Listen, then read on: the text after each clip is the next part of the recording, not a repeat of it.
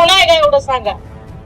मला कल्पना आहे आज सुद्धा गुन्हा दाखल होणार आहे बाबा, परंतु आम्ही अशा गुन्ह्याला अजिबात घाबरणारी शेतकरी औलाद नाही, लक्षात ठेवा. गुन्हा काळजी करू नका, शेतकऱ्यांवर होत नाही, जी तोंडावरची आहे ती काय त्यांच्यावर होत असतो, आमच्यावरच होईल. ऊसाचं आंदोलन अत्यंत महत्वाचं आहे. 2-3 वर्ष जरा शेतकरी संघटनांनी गॅप घेतला. आता शेतकऱ्यांच्या सुद्धा लक्षात आलं शेतकरी संघटना आणि शेतकऱ्यांसाठी लढणारी माणसं का गरजेचे असतात. कारण ज्या वेळेस ही माणसं शांत बसली त्या वेळेस दरवर्षी शेतकरी 200 ते 250 रुपये ऊसाच्या दरामध्ये माती खाल्लेली.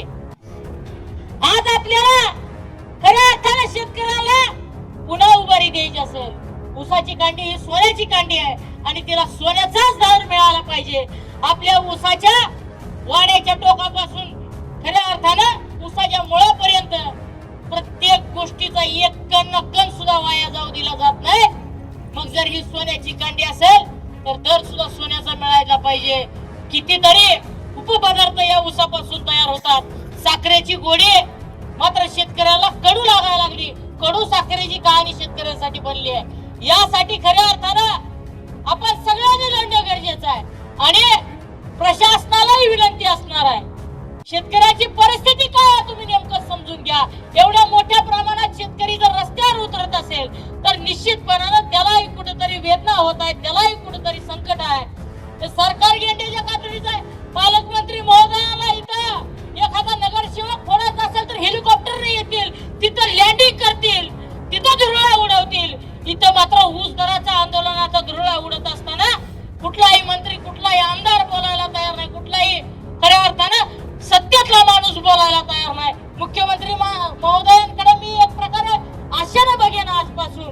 त्यांनी जर खऱ्या अर्थानं देवाभाव म्हणून जर त्यांनी जी स्वतःची टॅगलाईन महाराष्ट्रभर फिरवली आहे, शेतकरी सुद्धा तुमचे भाऊ आहेत. तुम्ही जर देवाभाव म्हणताय तर हे शेतकरी सगळे तुमचे भाव आहेत आणि भावाच्या मदतीला येणं आणि भावाला संकटातून दूर करणं हे तुमचं प्रथम कर्तव्य असलं पाहिजे.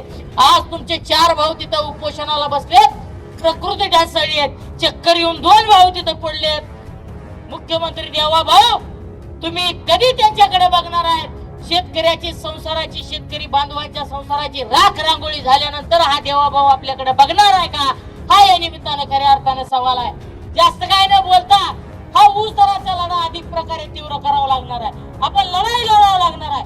सरकारनं यामध्ये त्वरित हस्तक्षेप केला पाहिजे. कारखानदारांनाही विनंती असली पाहिजे की प्रत्येक वेळेस सरकारवर ढकलून चालणार नाही. तुमची जबाबदारी आहे की सभासद शेतकरी आणि ज्यांचा ऊस आपण घेतो त्यांच्या ऊसाला खऱ्या अर्थानं मोलाचा दर मिळाला पाहिजे. ही जबाबदारी प्रत्येक कारखानदाराची असली पाहिजे. कारखान्यानं सरकारवर ढकलून द्यायचं, सरकारनं कारखानदारावर ढकलून द्यायचं. हा चेंडू फळीचा खेळ यांचा जे चाललाय याच्यामध्ये शेतकऱ्याची अवस्था सँडविच सारखी झालेली आहे आणि ही अवस्था खऱ्या अर्थानं फार काळ टिकणार नाही. शेतकरी बांधवांनो, जर आपण पहिलं 10 वर्षापूर्वीच ज्या पद्धतीने आपण आंदोलन करत होतो त्या पद्धतीने जर आंदोलन सुरू झालं तर या सरकारला शेतकरी इथले सळोके पळू केल्याशिवाय सोडणार नाही. सरकारला बी सळोके पळू केल्याशिवाय सोडणार नाहीत आणि कारखानदारालाही सळोके पळू केल्याशिवाय सोडणार नाहीत. त्यामुळे आणि ही बातमी जेव्हा मी सांगितली तेव्हा आमचे ओमराजे निंबाळकरांचा मला रात्री फोन आला, मला रस्ता रोकोतून संपर्क करून द्या आणि या शेतकऱ्याशी मला संवाद साधायचा आहे. मी आता संवाद त्यांचा सोडून देतोय. आता मी तिथं आहे, तिथं त्याच ठिकाणी आहे. शेतकरी आहेत समोर सगळे. बोलतो. बोला दादा. नमस्कार, खासदार ओमराजे निंबाळकर बोलतोय. आता लोकसभेचं अधिवेशन चालू असल्यामुळं मी लोकसभेच्या अधिवेशनासाठी दिल्लीला आहे. पण आपण जे आंदोलन करता त्याच्यासाठी माझा पूर्ण पाठिंबा आहे आणि शेतकऱ्याला मिळणाऱ्या या बातमीच्या बाबतीत लोकसभेत सुद्धा मी अनेक वेळेस केंद्र सरकारची धोरणं कशी मारक करतायत याच्या बाबतीत आवाज उठवलेला आहे आणि निश्चितपणे शेतकऱ्याच्या कष्टाचे, घामाचे, हक्काचे पैसे ते शेतकऱ्याला मिळणं नितांत गरजेचं आहे.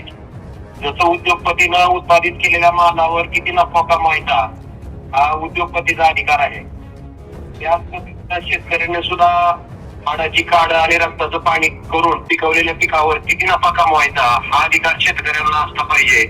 मला वाटतं त्याच्या बाबतीत केंद्र सरकारला विसर पडलाय निश्चितपणे तुमचा प्रतिनिधी म्हणून कायम तुमच्या प्रश्नाविषयी मी लोकसभेत बोलत आलोय आणि इथून पुढे सुद्धा जोपर्यंत आपल्या मागण्या मान्य होत नाहीत तोपर्यंत मी आपल्या बरोबर आहे आणि आपली सुद्धा साथ कायम आमच्या पाठीशी आहे.